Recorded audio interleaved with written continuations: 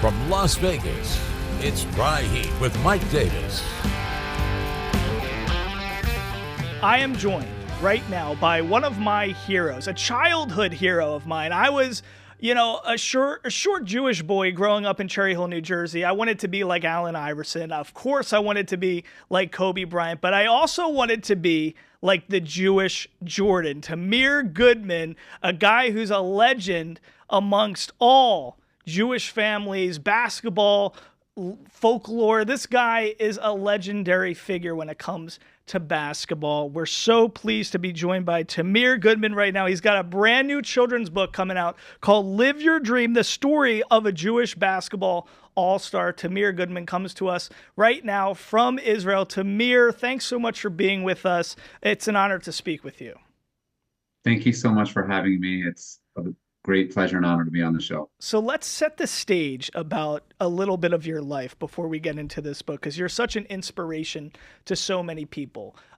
When you're a junior, you're one of the top ranked high school players around the nation. You're averaging about 35 points per game. You're in Baltimore. You're the 25th ranked player from a high school perspective across the nation. You're a prolific figure. And what ends up happening is you're getting recruited. All this great stuff is happening. The University of Maryland is trying to come at you. And we got to remember back in those days, Juan Dixon, all those teams. I mean, University of Maryland, these were prolific teams, a prolific program when it came to college basketball. But your Judaism, your faith, you're raised in an Orthodox Jewish family, and it prevented you from playing, like we know from guys like Sandy Koufax and all these types of guys. You wouldn't play Friday nights and Saturdays with, your faith and observing the Sabbath and Shabbat. So it's a fascinating story. You're dubbed the Jewish Jordan from Sports Illustrated in 1999,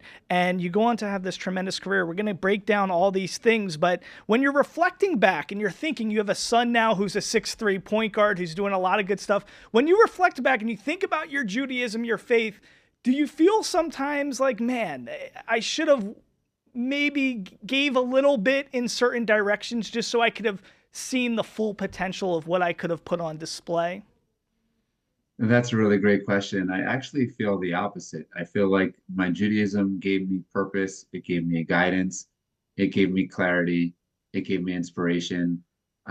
It taught me how to handle the really great times and also how to handle the really challenging times, and always guided me in a more meaningful and happy way. So I don't think that Judaism got in the way of basketball. I feel like Judaism helped me with basketball and what my intention should be when I'm on the court, when I'm off the court, and very thankful for my heritage. And I also was fortunate enough to grow up around my hero. My grandmother was a Holocaust survivor, and just having her in the house was always just made the Judaism so real and alive, and always seen as like a blessing and not something that was preventing me from anything.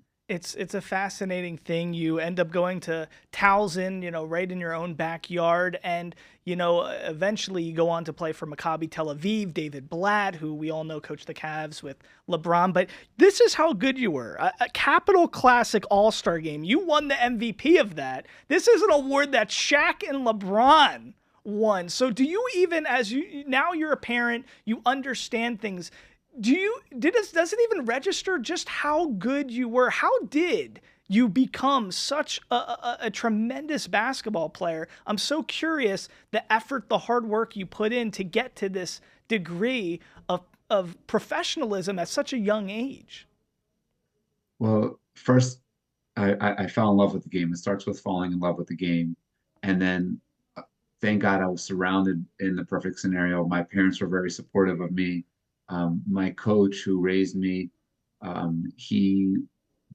think he believed in me more than I believed in myself. And a lot of times when you surround yourself around people that really believe in you, great things could happen. A lot of prayer and a lot of hard work and a lot of challenges and setbacks and overcoming and resilience and a lot of blessing from above. And, I think that basketball, they say basketball is 90% confidence and, mental confidence and 10% physical. And I think I got my confidence in knowing that I was very dyslexic, off the court, but on the court, the dyslexia just gave me a certain type of vision, a certain type of intuition on the court. I just felt like I could get my teammates the ball, even if they knew they weren't open. So going on the court, I think I just got a certain type of confidence in being that like I knew my dyslexia was going to allow me to see things that other people weren't seeing, and that's what gave me my confidence on the court, and I guess helped me along the way. And I won that MVP at the Capital Classic because of assists, not because of scoring points. So It's fascinating. And I didn't know the whole dyslexia wrinkle to all this stuff. And, so much of the imagery of in my mind of you in these moments that you're captured in media. I mean, we got to remember this is before Instagram, this is before social media. So, the nature of your narrative and how it captivated the minds of so many people along the country when it came to basketball is a fascinating thing. You're taking pictures with a basketball while you're also, doing, you have a kippah on, you're doing to fill in some of these photos where, so there's so many fascinating elements to this. But a real quick question. So with this dyslexia, which is fascinating with Live Your Dream in this new book that you have coming out, a children's book that has great illustrations and a great story and a great message, but even reading Torah and all your Torah study, I mean, navigating that. So beyond reading a book or in class for English traditional school work, how was that reading Torah and all that stuff for you? correct. When you grow up the way that I grew up, it's two languages. Half the day you're studying in Hebrew, and then half the day you're studying in English, and then going back to what the media was like back then. Yes, now social media, you're always in the media. You're bombarded with stories throughout the day, but back then, I had there was one week where I had 700 media requests in one week, and there was so much media surrounding my journey. And the But scary from a thing for me with dyslexic standpoint, like reading, what was harder, reading like the Count of Monte Cristo or Romeo and Juliet, or reading the Talmud or reading the Torah? Like, how did that work with dyslexia? yeah, it was very, very hard. Everything, reading Hebrew, reading with English, also anything to do with numbers, and the pressure of it, meaning that like, yes, I was being recruited on the one hand by all these, like I had the Division I offers, but I couldn't pass my SATs. And to me, that was terrifying because I was scared that everybody in the media was going to find out about that. That like, oh, the Jew, he's dubbed the Jewish Jordan. He's got all these Division I offers, but at the same time, like I'm not going to be able to pass my SATs because I could hardly read and write or do anything with numbers. So that was terrifying. I actually had to do basketball clinics to like raise money, make money so that I could like help pay for private tutoring for my SATs. And eventually I barely passed my SATs. I got the minimum to be able to qualify to play. But then once I got to college, I made Dean's List. And I taught myself at that moment that um, being dyslexic doesn't mean you're stupid.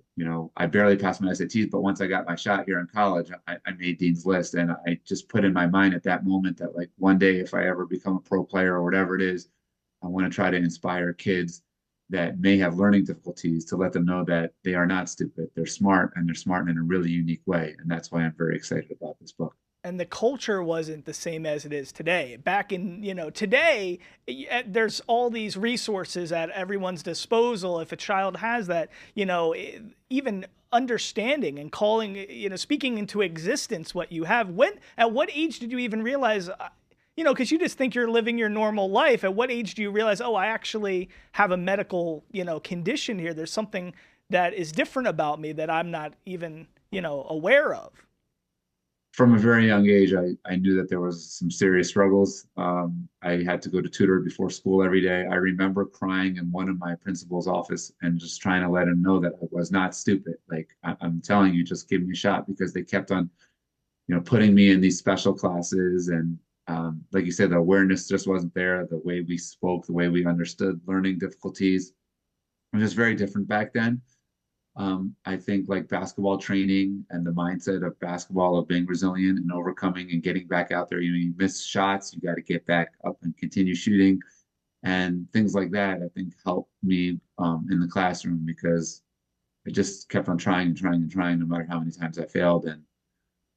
And I think that's like a great great attribute to life that I've picked up from basketball. More Dry Heat after the break.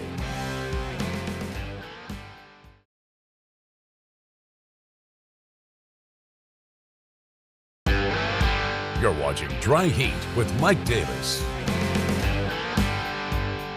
We have to just set the stage because it's so fascinating. You're at the Talmudical Academy of Baltimore. So this is a religious high school. It's almost like a Disney movie if you think about this, because you got the 25th ranked player in the country. You know, it's like, you know, you almost need Dennis Quaid to star as the coach or something for a Disney movie like this, because you got the 25th ranked player in the country who's averaging 35.4 points per game. And I'm just trying to picture the teams you're playing, what your teammates look like. Like, give us an example of how a typical high school game would go down for you when you're this junior scoring at this ridiculous rate. What did it look like from a competition standpoint? Right. Yeah, that's a very good question. And it really is like a movie. It's kind of like a mixture of like Rudy and Rocky and all these type of movies of where like, at first it's like we're in this really old gym that people can't even believe we're playing in the gym, but like we have pride in that gym where we clean it ourselves and we're doing everything we can to build up the basketball program. And all the way once I got to my junior year, we couldn't even play in that gym anymore. We had to start renting out college gyms, and then there wasn't even room in college gyms. It was so sold out and lines out the street, people trying to get in. 60 Minutes was there, and ESPN was at like every game, and Sports Illustrated, and it really was unbelievable. And eventually we started having to schedule better games, better against better players, better competition, and people that were there still talk about it till today. And yeah, we actually are working on a movie too, so hopefully that will come out and be able to inspire other people. And I guess the message is that yeah, you can play at a yeshiva with only 60 kids in the entire school, and ultimately still be able to live out your dream. And that's what the book's about. And I'm thankful that I was able to do that. With this book, I mean, so many young children, from the dyslexia to the basketball to, I mean, even today's age. I mean, listen, you're in Israel right now. A Jewish person in America, it's a lot different than how it was for you growing up in, not in the 90s. For me, I'm born in 92. So being a Jewish American today is a totally different thing. Tell us a little bit about, you've always seemed to really gravitate towards the special meaning behind this stuff. It's not just basketball, it's about the messaging, it's about what you're learning, how you're growing as a person, the representation you're putting out there for younger people. And I think you always were an old soul and demonstrated that even in your young pictures. You have just there's an essence to you that is an older soul, almost like it's a rabbinical kind of quality to yourself. But tell us about the temperature of anti-Semitism, all these types of things.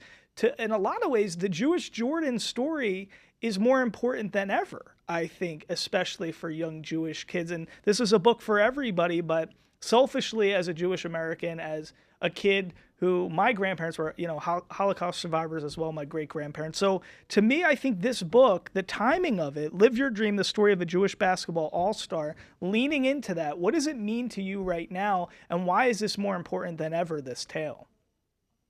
Correct. Yeah, I think the timing is perfect because of everything that's going on. And there's, one story in the book that I shared that there was this thing called raising the roof back in the day, and I hit a game-winning shot. And after I hit the game-winning shot, I raised the roof. And after that, I went over to my father, bless his memory, he gave me a big hug, and he said, very proud of you for the game-winning shot, but you must always practice humility. You have to let your game do the talking. And I think that's the message for today, is that when we let our game do the talking, meaning we try to be sweet to everyone, we try to have a strong identity, we try to better the world, we try to uplift everything we're involved in throughout the day. These are all very old, Jewish traditional ways of life that we live. And I think like that's the calling for this hour, is we have to let our game do the talking, meaning like we have to try to be the best human beings that we can be and uplift everything around us. And by that, we uplift the entire world and people, and then hopefully by doing that, it'll have a domino effect that we're living in an environment of much more respect, much more communication, and a much healthier life for everyone around us. So I think, yes, the book is coming out perfect timing right now. Yeah, it's a beautiful message. Hanukkah, the holidays, Christmas, all these great times right now. It's a great thing to gift family members that you're surrounded by. It's fascinating. So I just want to get a few, things on record because I'm fascinated about how they went down. So, University of Maryland, they really weren't on board with you at all observing your faith and not being able to play Friday and Saturday. Explain to our audience how that really went down. What happened behind those closed doors with that kind of stuff? Yeah, originally, and I just want to say, like, till today, I have an amazing relationship with everyone, from the University of Maryland. Coach Billy Hahn, who was recruiting me, he passed away, unfortunately, but all the way up until the time he passed away, I was in great terms with him and his family till today, and the teammates from then, I'm in touch with them still till today. Originally, it looked like it was going to work out and they would be able to accommodate me, but as time came closer, they just basically said, you have a scholarship, you could play here, but if you're going to play here, based on how we see all this moving forward and Sabbath, because I can't play from sundown Friday to sundown Saturday.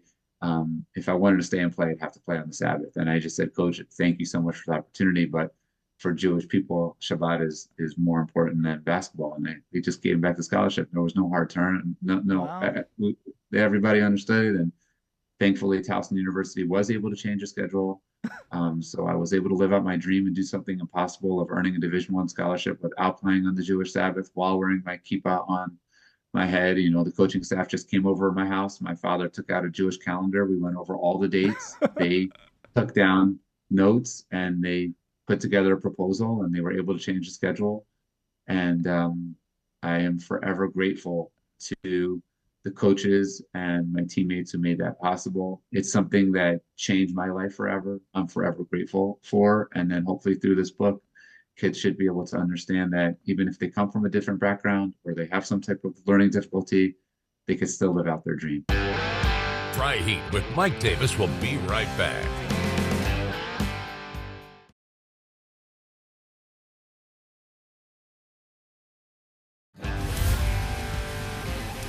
It's interesting. So then you're in Maccabi Tel Aviv, but here's what's so fascinating about your perseverance, the type of person you are beyond basketball. You serve as, you made Aliyah to Israel. You moved there. You're living a life there. You're a Maccabi Tel Aviv professional basketball player. And then you go to do your, mandatory service in the IDF, the Israel, Defense Forces. But I wasn't even aware that this was an award in the IDF. You won Most Outstanding Soldier of the Israel Defense Forces. So you're winning MVPs at the Capital Classic All-Star Game.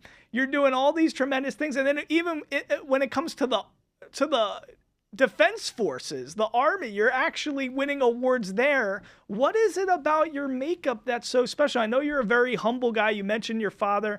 We don't want any raising of the roof. I can do the raising of the roof for you. But there's a special quality that obviously translates from the hardwood to all different aspects of life. What was it about you in the IDF that made you get seen to be recognized that way? Yeah, I think it goes back to basketball, like you said. If you were to ask my coach till today, what is basketball all about? He will always respond, basketball is about listening and paying attention. If you could listen and you could pay attention, then you're going to be good at basketball. And I think for dyslexic people, we're constantly compensating throughout the day. We're working muscles in our brain that other people aren't using because we can't really read as well. So like our listening skills oftentimes and our paying attention, like we have to pay attention to details because we might not be able to read them or whatever it is, we're listening really well. I think that's what really helped me because I'm just listening and paying attention, whatever they say, I'm gonna do. And also at the same time, it's about teamwork and the humility, and it definitely it all comes from basketball. So basketball is a way of life, and it's not only like how many points you score. It's about how you take the values of the game and apply it to our life, and hopefully, again, like the book is going to be able to bring out some of these messages as well for the younger generation. More Dry Heat after the break.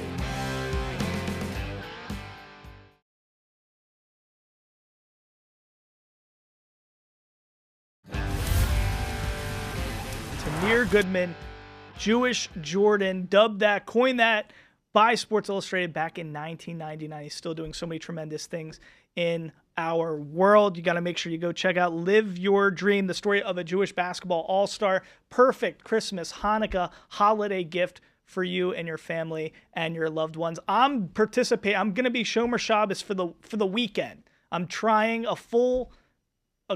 full out for this Shabbat this weekend. I'm going to be thinking about so many of your messages and these teachings and these things that I learned this week. When I meet you in person, I think we got to start a line of yads, because with the dyslexia thing and studying the Torah, I want you to like have a signature line of yads, so we're focusing and learning on those types of paying attention and being able to read. Have you ever thought of starting a line of yads? And a yad for everybody at home, it's like when you're at your bar mitzvah, bat mitzvah, and you're studying Torah and you're trying to keep up with everything, all the Hebrew, all the words in the Torah, you have a little pointer. So it's called a yad. Yeah, well, that's definitely a great idea.